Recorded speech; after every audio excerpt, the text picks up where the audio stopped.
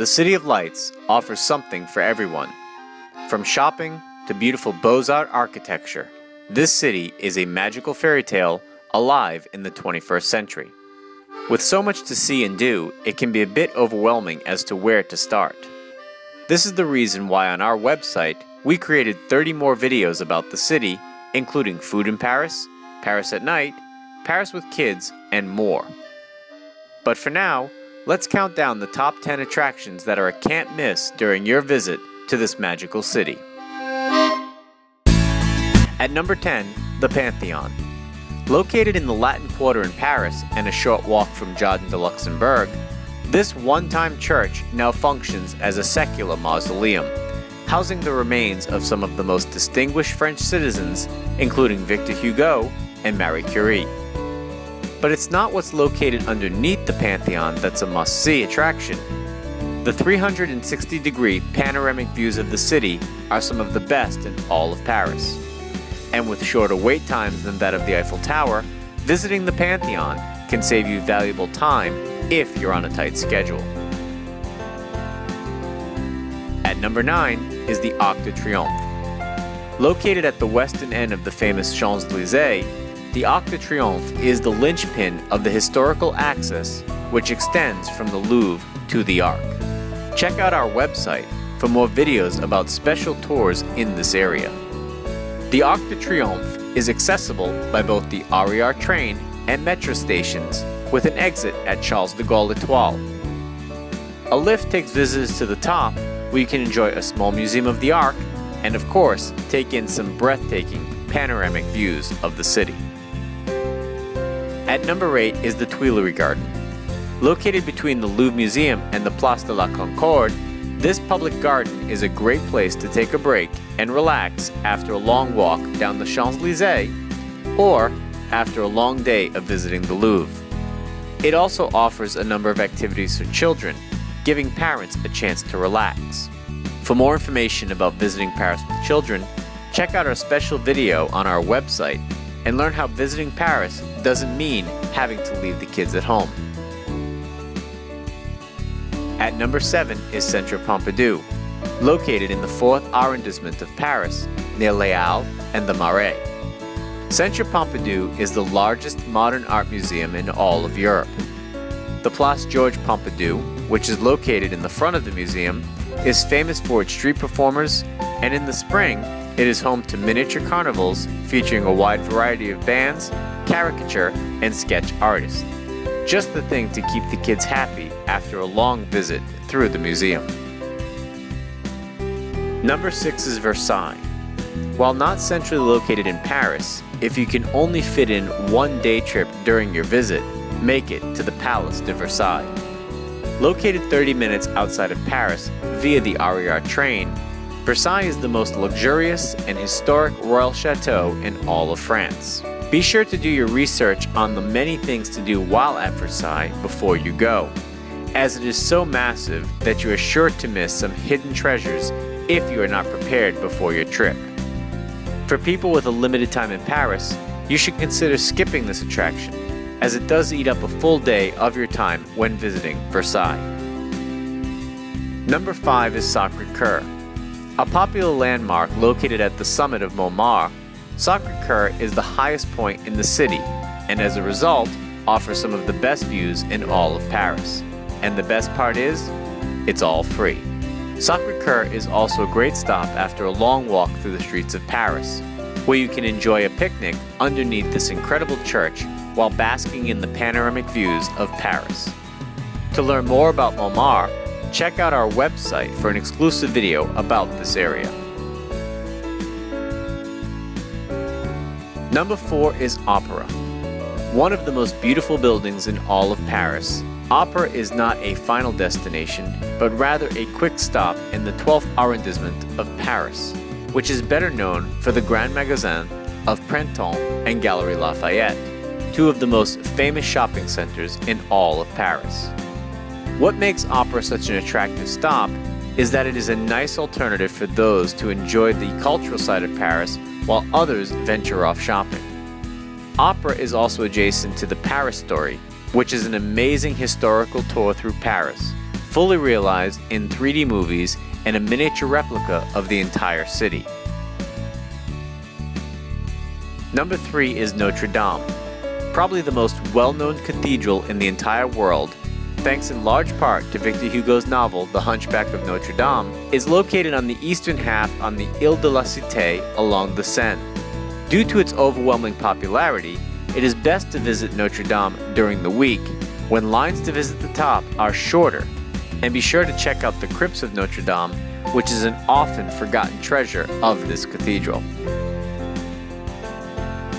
Number 2 is the Louvre, one of the world's largest museums, housing nearly 35,000 objects from prehistory to the 19th century, which are exhibited over an area covering 60,600 square meters. Located on the right bank of the Seine, the Louvre is the most visited art museum in the entire world. When visiting, we recommend that you prioritize what you want to see. If Egyptian artifacts are your fancy, stick to that. However, if you're more interested in Greek culture, go to those wings instead. To put it simply, there is no way you can see all of the Louvre in one visit. So, plan ahead to maximize your time and always purchase your tickets in advance to avoid waiting in long lines. Number 1 is of course the Eiffel Tower. As it is without a doubt the most famous attraction in all of Paris, it is also the most populated, especially on the weekends. So, it is best to visit the Eiffel Tower on weekdays, and you must book your tickets in advance if you want to travel to the top of the tower. Wait lines can exceed 4 hours, and for those with a limited amount of time in Paris, can find themselves there for the entire day. These were our top 10 attractions in all of Paris. Visit our website to view 30 videos with all of our tips and reviews in 10 different languages, so you can plan your perfect vacation. Bon voyage! Eiffel Tower, the symbol of Paris, was erected for the World's Fair in 1889. It was designed by the engineer Gustave Eiffel, who also designed the internal skeleton for the Statue of Liberty, which stands in New York Harbor. The tower has 3 floors, and bars and restaurants on the first 2 allow the visitor to relax and enjoy the views of Paris. Depending on visibility, the view from the topmost floor extends for almost 45 miles.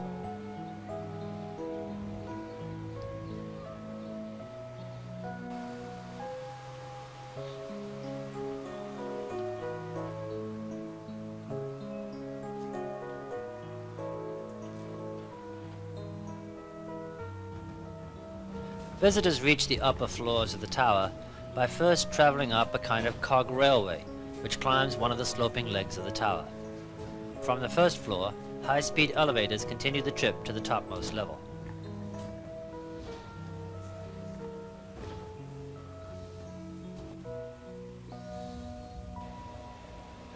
From the top, most of the well-known monuments of Paris are clearly visible. In the foreground is the Palais de Chaillot, and in the background the La Défense district, the district of Paris in which all new building is constructed. The Seine winds its way through the city, and stretched out in all directions are the famous rooftops of Paris.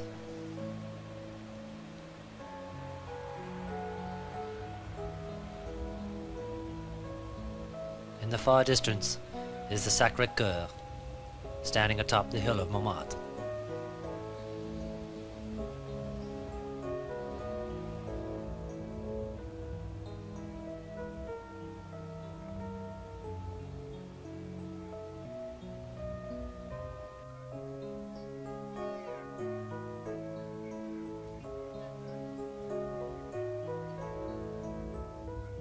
Below us now are the gardens and buildings of the Palais de Chaillot. It was built for the Paris exhibition of 1937 and stands on the site of another previous structure, the Trocadero, built by Napoleon for his son, the King of Rome. With typical Parisian concern for the beauties of the city, the authorities decided that modern buildings should be restricted to the district called La Défense, seen here just beyond the green section, which is the Bois de Boulogne. Dominating the center of Paris is the Arch of Triumph, which stands in the Place de Gaulle. Many of Paris's major avenues radiate away from Napoleon's monument.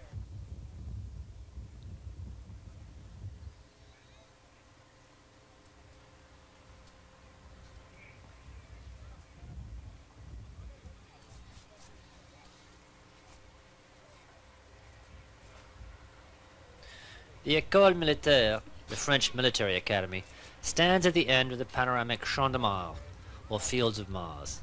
It is still in use as a military academy today, and was entered in 1784 by Napoleon Bonaparte, who left with the rank of second lieutenant in the artillery.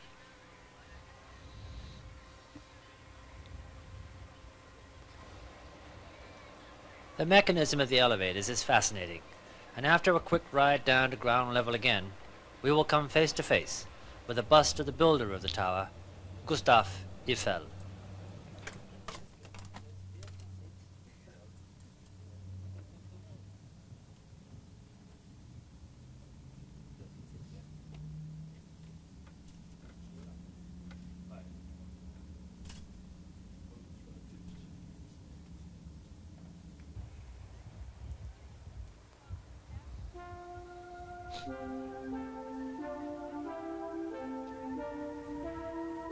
The statues which stand at each corner of the Place de la Concorde symbolize the main cities of France, and the Egyptian obelisk which stands in the center comes from the Temple of Luxor and was given by Muhammad Ali to Louis Philippe in 1836.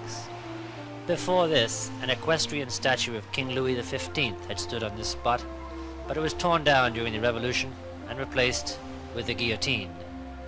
Among those who died in this place were King Louis XVI, his Queen Marie Antoinette, Danton, Madame Roland, Robespierre, and Saint-Just.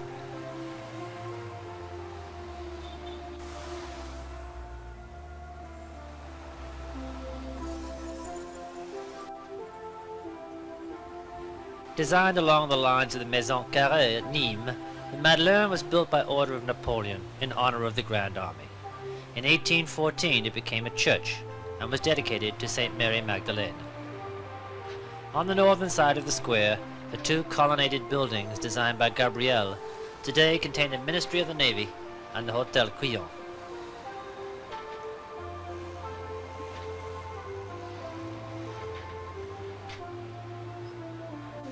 The pool of the fountain in the Tuileries Gardens is a popular spot for children to sail their model boats. These beautiful gardens are entered through wrought iron.